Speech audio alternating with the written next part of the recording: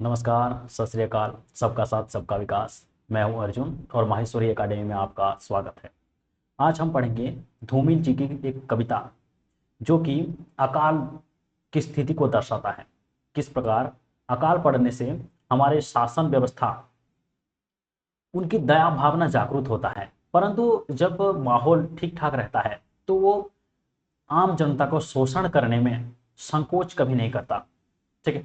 अकाल दर्शन कविता में यह दिखलाया गया है कि किस प्रकार जो सत्ताधारी व्यक्ति होते हैं वो आम जनता की बस्ती में आते हैं जब अकाल पड़ता है, और उनसे जब वो आम जनता प्रश्न पूछते हैं कि आखिरकार अकाल पड़ने का कारण क्या है, तो वो उस समय जो गलियों में बहुत सारे बच्चे घूम रहे होते हैं उनको दिखाकर वो बताते हैं कि ये जो बच्चे हैं, तुम जो बहुत सारे बच्चे पैदा करते हो, इसी कारण तुम्हारा अकाल पड़ता है और भूखमरी का कारण तुम्हारा चलते हैं। परंतु कवि का मानना है कि असली बात यह नहीं है। वो सत्ताधारी व्यक्ति अपने जो व्यवस्था की जो क्या अकर्मण्यता को छुपाने के लिए वो इस प्रकार बताते हैं।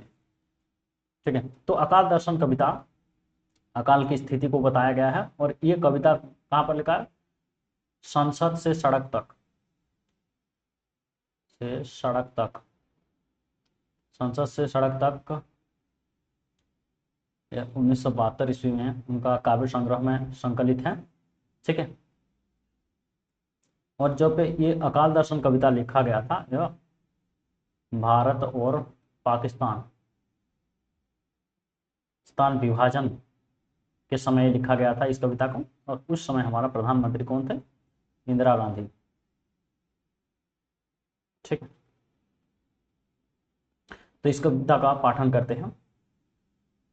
भूख कौन उपजाता है, वह इरादा जो तरह देता है, या वह घृणा जो आंखों पर पट्टी बांधकर हमें घास की सट्टी में छोड़ आती है। तो कवि के बस्ती में जहां पर अकाल पड़े हैं वहां पर एक सत्ताधारी व्यक्ति आए हैं, मान लीजिए ये। ठीक है। तो कवि उनसे प्रश्न पूछते हैं कि आखिरकार भूख कौन उपजाता है, या अकाल की जो परिस्थिति या अकाल जो पड़ता है वो किसके कारण पड़ता है। उनको प्रश्न पूछा जाता है, क्या वह इरादा जो कवि मानते हैं कि वह इरादा, कौन सा इरादा? जो शक्तिशाली या सत्ताधारी व्यक्तियों के द्वारा जो साधारण जनता की स्थिति है उसको जानबूझकर अनदेखा करने का कारण ही अकाल पड़ा है, कवि कहते हैं।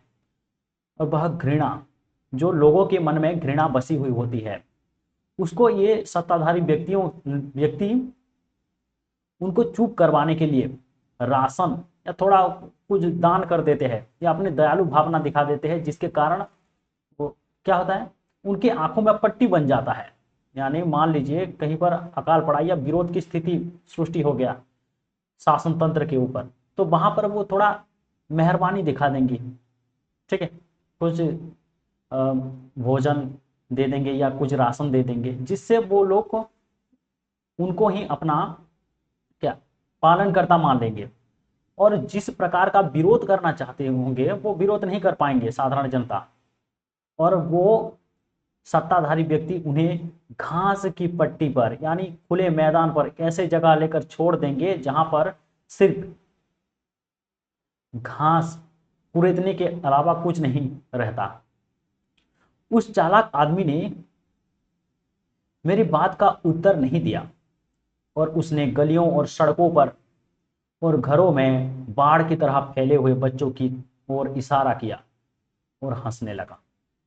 कवि जब एक सत्ताधारी व्यक्ति को प्रश्न करते हैं कि अकाल की स्थिति क्यों उपजता है, कवि का मानना है कि यह स्थिति वो शासन व्यवस्था और राजनेताओं के कारण उपजा है, क्योंकि वो लोग गरीबों की समस्याओं को अनदेखा कर गए। जब उनको प्रश्न पूछा गया तो वो शासन या चालाक आदमी, ये जो चालाक आदमी यहां पर है, चालाक आदमी ये किसका प्रतीक है? शासन व्यवस्था का प्रतीक है। वो कोई उत्तर नहीं दिया कवि का। उसने क्या किया, जो गलियों में, ये गली है, और बाढ़ की तरह, यानी बहुत सारे बच्चे जहां पर खड़े हुए हैं गलियों में, उनकी ओर इशारा करते हुए बोला, इशारा करते हुए हंसने लगा। तो ये कहना चाहता है कि जो ये भूखमरी या अकाल पड़ा है, ये तुम्हारे किस लिए, ये तुम जो बच्चे बच्चे पैदा कर रहे हो, इसके कारण ही अकाल पड़ा है। वो साधारण जनता को ही ये जो गरीबी और भूखमरी का कारण का दोष देता है, परंतु असलियत यह है कि जो व्यवस्था है वो अपनी लापरवाही को छुपाने के लिए सारा दोष साधारण जनता के ऊपर लाद देता है। ठीक है, मैंने उसका हाथ पकड़ते हुए कहा, बच्चे तो बेकारी के दिनों के बरकत है। तो कवि क्या किए, उसके बाद उसका हाथ पकड़ लिए और बोले कि बच्चे तो बेकारी दिनों की बरकत है। मतलब क्या है कि जब कोई व्यक्ति को कोई रोजगार नहीं मिल पाता, या सरकार के द्वारा कोई सुविधा या सुयोग नहीं मिल पाता, उन्हें उचित शिक्षा नहीं मिल पाता, तो और जो सोसाइटी उसे कोई सुरक्षा नहीं देता, तब वो साधारण जनता अपने बाकी के जिंदगी को बच्चे के ऊपर उम्मीद रखकर आगे के भविष्य के सपना देखता है। उससे वे भी सहमत है। तो इससे क्या है, वो जो चालाक आदमी भी सहमत है, क्योंकि वो कहते हैं जब वो राशन देने आते हैं हमें, राशन, या जब अकाल पड़ता है तो खाने को देते हैं, तो वो उस समय कहते हैं कि ये बच्चे तुम्हारे भविष्य में तुम्हारे काम आएंगे। ठीक है, जो हमारी हालत पर तरस खाकर खाने के लिए राशद देते हैं, राशद भोजन। ठीक है, उनका कहना है कि बच्चे हमें बसंत बुनने में मदद करेंगे। बसंत मतलब खुशी, आगे के दिनों में खुशियां बुनने में मदद करेंगे। तो वो चालाक आदमी भी कहता है कि ये जो बच्चे हैं तुम्हारे ना, ये तुम्हें आगे की जिंदगी में खुश रखेंगे बाबू, अच्छा काम। अरे भैया, उनको सही शिक्षा नहीं मिल पा रहा है, उनको समाज सोसाइटी सुरक्षा नहीं दे पा रहा है, तो आगे वो खुशी कैसे देंगे हमें। लेकिन यही वे भूलते हैं कि दरअसल पेड़ों पर बच्चे नहीं, हमारे अपराध भूलते हैं। कभी कहते हैं कि ये जो चालाक आदमी है ये भूल जाते हैं कि पेड़ पर बच्चे नहीं, क्या, हमारे अपराध भूलते हैं। तो जब कोई व्यक्ति बेरोजगार रहेगा, समाज से उसका भरोसा उठ जाएगा, तो वो क्या करेगा, बच्चा पैदा करेगा। ठीक है, मगर उस चालाक आदमी ने मेरी किसी बात का उत्तर नहीं दिया। कभी कहते हैं कि वो चालाक आदमी कभी की किसी बात का उत्तर नहीं दिया, क्या क्या, हंसता रहा, हंसता रहा और हंसता रहा। फिर जल्दी से हाथ छुटाकर, तो कवि ने उसका हाथ पकड़ लिए थे और उनको गलियों में दिखाने के लिए लाए थे। ठीक है, तो फिर क्या किया, उसने जल्दी से हाथ छुटा लिया और जनता के हित में स्थानांतरित हो गया। तो वो क्या किया कि कवि जो हाथ उनका पकड़े थे वो हाथ छुटा लिया, भैया जनता का हित करना है, छोड़ो छोड़ो बोल के वो रैली में शामिल हो गया और जनता के हित में जा रहा हूं बोला। ठीक है, मैंने खुद को समझाया। कभी यहां पर खुद को समझाते हैं, यार उस जगह खाली हाथ जाने से इस तरह क्यों झिझकते हो। कहते हैं कि उस जगह खाली हाथ जाने से क्यों झिझकते हो, क्या तुम्हें किसी का सामना करना है। तुम वहां कुआं झांकते आदमी की सिर्फ पीठ देख सकते हो। वो कह रहा, तुम वहां पर खाली हाथ जाने के लिए क्यों झिझकते हो, क्यों, क्योंकि तुम्हें वहां जाकर ही कुआं झांकते हुए आदमी की क्या दिखेगा, पीठ ही दिखेगा। और सहसा मैंने पाया कि मैं खुद अपने सवालों के सामने खड़ा हूं।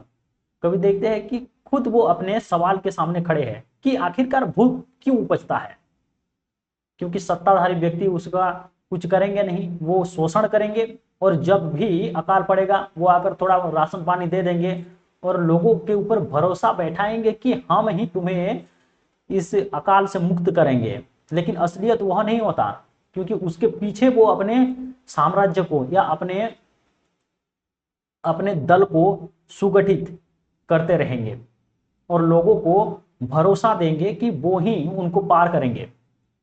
उस मुहावरे को समझ गया हूं जो आजादी और गांधी के नाम पर चल रही है। किसके नाम पर चलता है आजादी? मोस्ट इंपोर्टेंट, आजादी और गांधी के नाम पर। मतलब जब भी क्या होता है कि अकाल पड़ता है या कोई समस्या उत्पन्न हो जाता है तो सत्ताधारी व्यक्ति क्या करते हैं कि आजादी की बात छिड़ देंगे, भैया आजाद था देश, आजाद नहीं था तो ऐसे किए वैसे किए, और गांधी के नाम पर चलेगा। परंतु उससे क्या होता है, जिससे ना भूख मिट रहा है ना मौसम बदलता है।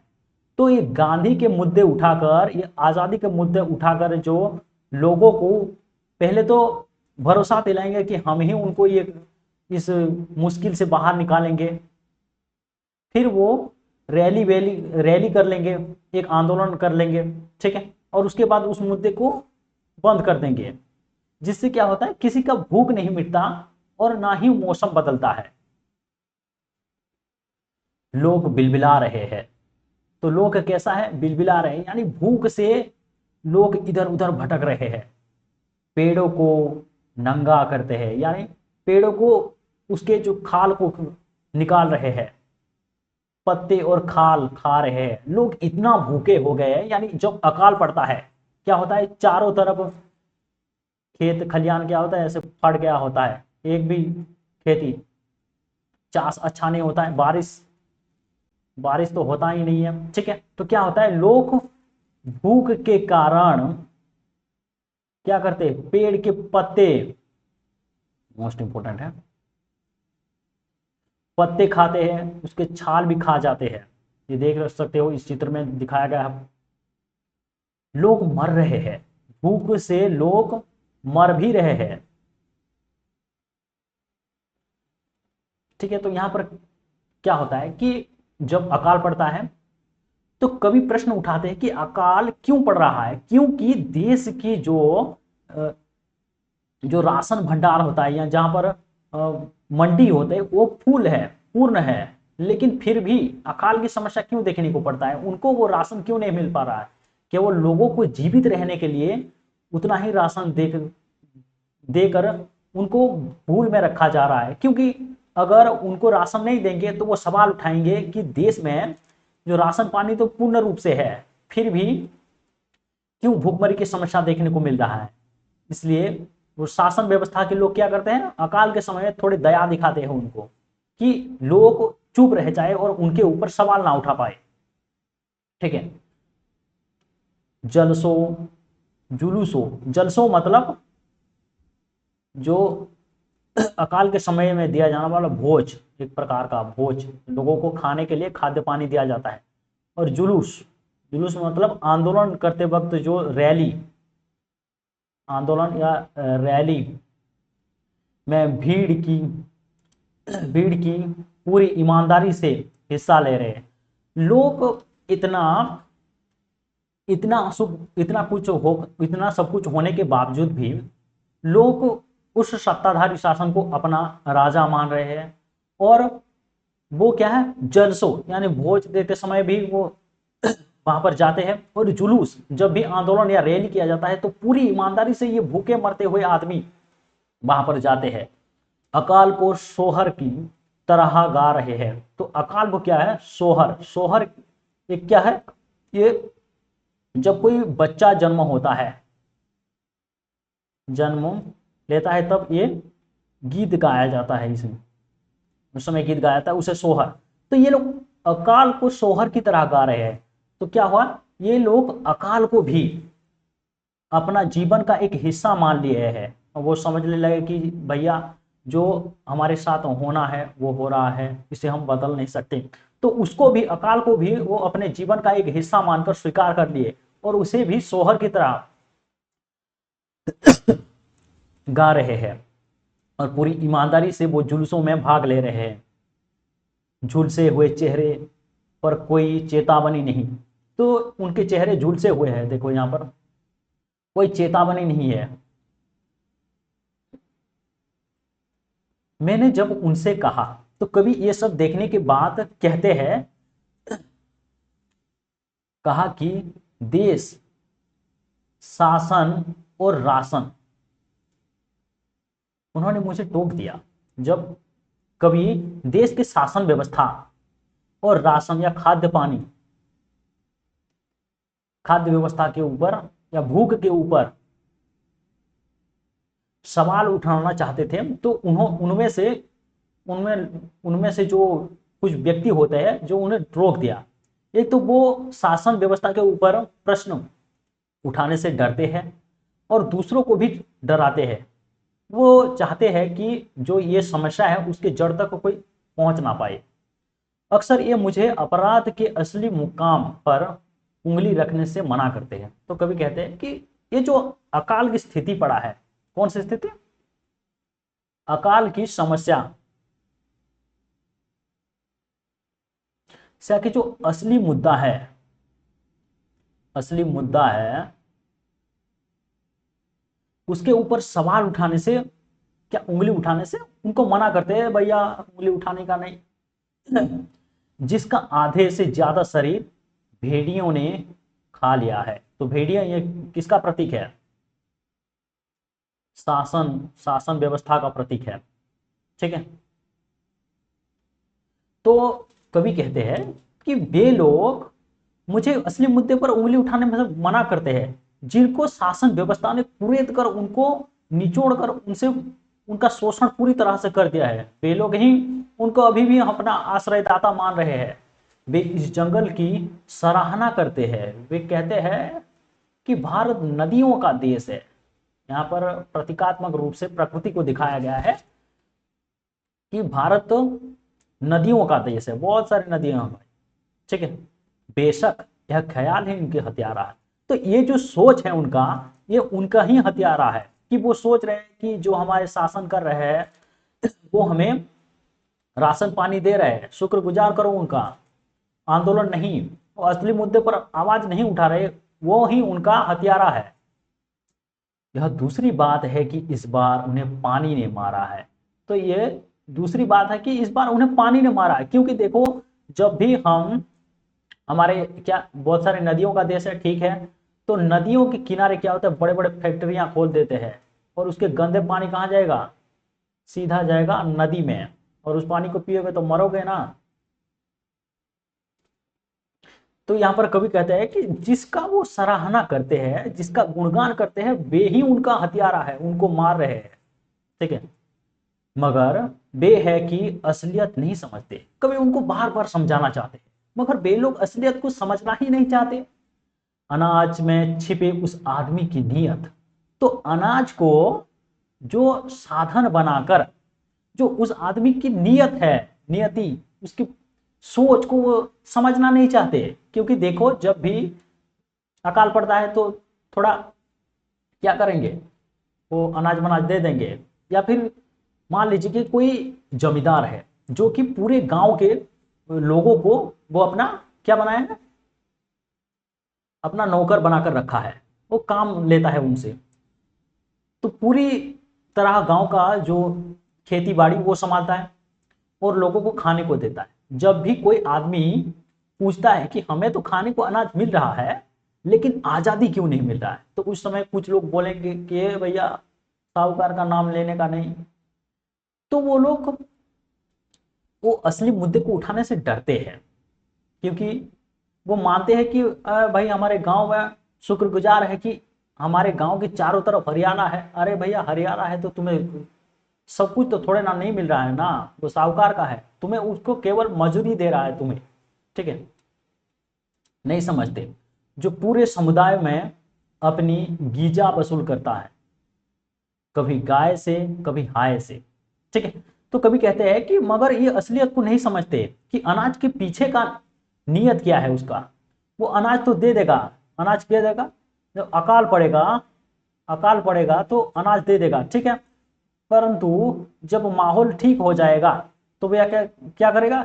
गाय के नाम से, कभी गाय के नाम से, ये मोस्ट इंपोर्टेंट है, गाय या धर्म के नाम से लोगों का शोषण करेगा। शोषण करते हैं, कभी हाय, यह हाय के नाम से, या अकाल, मरुड़ी, वात्या, जो प्राकृतिक आपदा के नाम से लोगों का शोषण करते हैं ये लोग। ठीक है,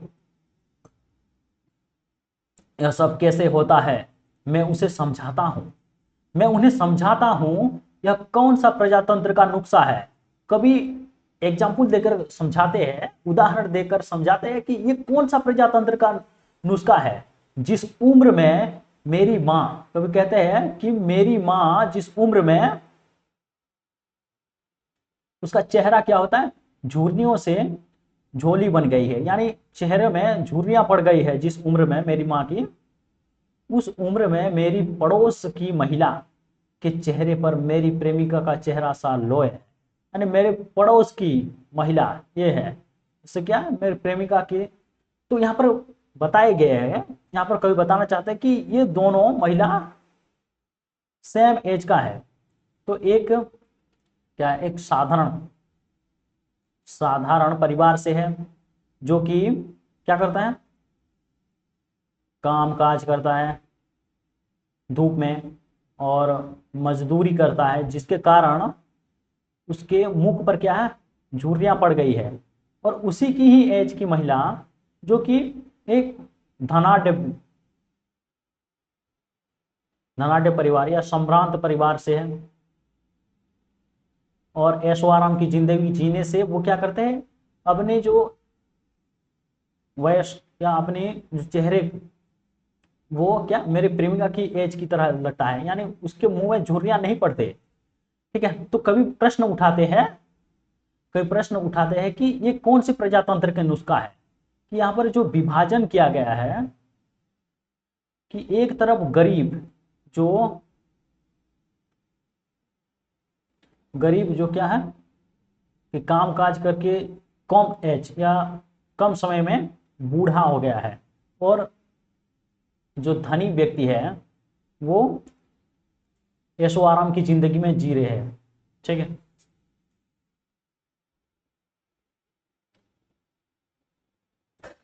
ले चुपचाप सुनते हैं, उनकी आंखों में विरक्ति है, पछतावा है, संकोच है, या क्या है कुछ पता नहीं चलता। वे इस कदर पस्त है कि तटस्थ है। कभी कहते हैं इतना सब कुछ समझाने के बावजूद भी वे वे नहीं ये वे लोग चुपचाप सुनते हैं, कभी की बात का कोई उत्तर नहीं देते। ठीक है, तो वो लोग मान चुके हैं कि हमारे साथ जो घटित हो रहा है वो क्या है, हमारा भाग्य है, ये हमारा भाग्य है, और इसे बदलाया नहीं जा सकता। ठीक है, और अक्सर क्या होता है कि जब किसी समय बार बार लोगों के ऊपर अत्याचार किया जाता है, बार बार क्या है, अत्याचार होने लगता है, तब वो उसमें विचार करने से रुक जाते हैं, विचार नहीं करते या उसके बारे में और सोचते नहीं है, भाई हमारे साथ ऐसा हो रहा है और होकर ही रहेगा, तो उसमें प्रतिक्रिया नहीं देते, तटस्थ रह जाते हैं। और मैं सोचने लगता हूं कि इस देश में एकता, मोस्ट इंपोर्टेंट, ये भी मोस्ट इंपोर्टेंट पंक्ति है, ये क्वेश्चन आ सकता है कि मैं सोचने लगता हूं कि इस देश में एकता युद्ध की ओर, दया अकाल की पूंजी है। कभी कहते हैं कि सोचने लगते हैं कि इस देश में क्या है, एकता युद्ध। भाई क्या होता है, कभी भी युद्ध लड़ने की स्थिति आ जाता है तो सब लोग एक साथ हो जाते हैं, एकता हो जाते हैं, यानी युद्ध हिंसा के क्षेत्र में सब लोग एकता जरूर हो जाएंगे, लेकिन जब भी हम शांति स्थापन करेंगे कोई भी नहीं आएगा। अक्सर आप लोग देखे होंगे कहीं किसी भी जगह पर कोई विवाद सृष्टि हो गया, मारपीट हो गया, तो इतना लोग भीड़ हो जाएंगे और पीटने में लग जाएंगे कि मत कहिए। लेकिन कभी भी हम देश की उन्नति करेंगे बोल के उनको बार बार उनके घर में बुलाने के लिए जाओगे तब भी वो नहीं आएंगे। तो क्या है, एकता युद्ध के क्षेत्र में, और अकाल दया कौन से क्षेत्र में, दया अकाल में। जब अकाल पड़ेगा तो लोगों के मन में दया की भावना आएगा, लेकिन जब तक अकाल नहीं पड़ेगा तो कोई दया की भावना दिखाएगा नहीं। एकता युद्ध, क्या एकता युद्ध, ठीक है, और दया अकाल के समय में देखने को मिलता है। यहाँ के असंग लोगों के लिए किसी अबोध बच्चे के हाथों की पूंजी है। तो जूंजी है, जूंजी मतलब खेलना, खिलौना जो है, ठीक है। तो कहते हैं कि इतना सब कुछ समझाने के बाद भी लोग वो समझ लेते हैं कि जो ये क्या, जो स्वाधीनता, स्वाधीनता या फिर एक बड़ी सुधार जो है, सुधार एक साधारण, समझ लेते हैं साधारण बच्चों की खिलौना की तरह लगता है उन्हें, बच्चों के खिलौने की तरह उन्हें मालूम पड़ता है, जिसके कारण उनको इतना समस्या देखने को मिलता है, ठीक है। धन्यवाद। इस कहानी इतने, तो इस कहानी में शासन व्यवस्था के ऊपर करारा व्यंग किया गया है कि किस प्रकार शासन व्यवस्था अपने काम को निकालने के लिए जब अकाल की परिस्थिति पड़ती है तो वो वहां पर जाकर थोड़ा रहम दिखा देंगे, और जब माहौल ठीक ठाक रहेगा तो लोगों का निचोड़ कर उनसे शोषण करेंगे, ठीक है। अगली क्लास में फिर मुलाकात होगा। धन्यवाद।